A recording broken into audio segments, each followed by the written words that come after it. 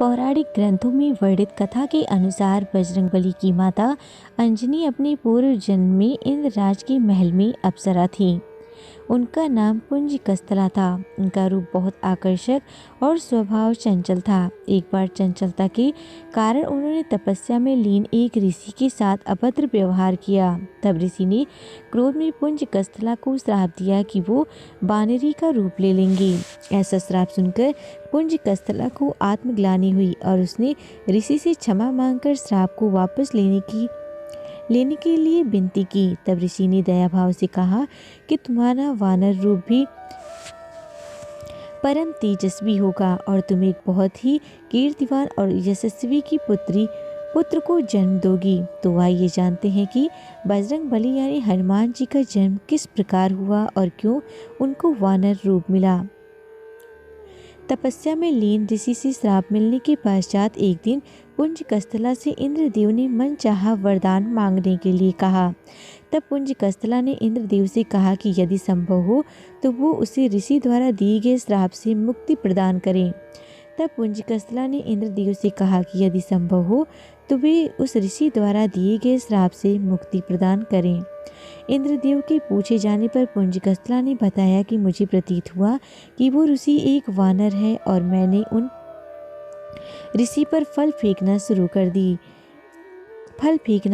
दिया, परंतु वो कोई साधारण वानर नहीं अपितु परम तपस्वी साधु थे। मेरे द्वारा तपस्या भंग होने के कारण उन्होंने मुझे श्राप दिया। जब भी मुझे किसी से प्रेम होगा तो मैं वानर रूप धारण कर लूंगी। मेरा ऐसा रूप होने के बाद भी उस व्यक्ति का प्रेम मेरे प्रति कम नहीं होगा। इंद्रदेव ने पूरा वृतांत सुनने के बाद कहा कि तुम्हें धरती पर जाकर निवास करना होगा। वहाँ तुम्हें एक राजकुमार से प्रेम होगा जो तुम्हारा पति बनेगा।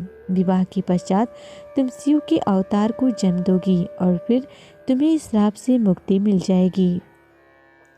इंद्र के वचन सुनकर पुंज कस्तला अंजनी के रूप में धरती पर निवास करने लगी। उसे वन में एक बार युवक दिखा जिसकी ओर वो आकर्षित हुई। जैसे ही उस युवक ने अंजनी को देखा, अंजनी का चेहरा वानर का हो गया।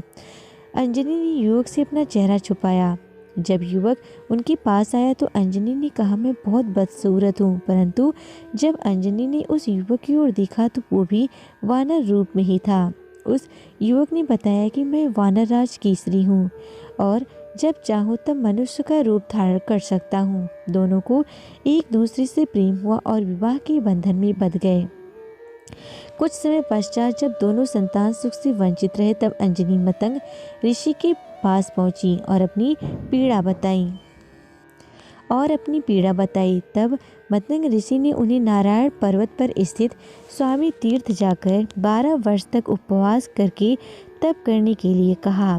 तब एक बार वायुदेव ने अंजनी की तपस्या से प्रसन्न होकर वरदान दिया कि तुम्हें अग्नि, सूर्य, श्रवण, वेदांगों का मर्मंग और बलशाली पुत्र प्राप्त होगा। यह वरदान प्राप्त होने के पश्चात वे शिव जी की तपस्या करने लगी।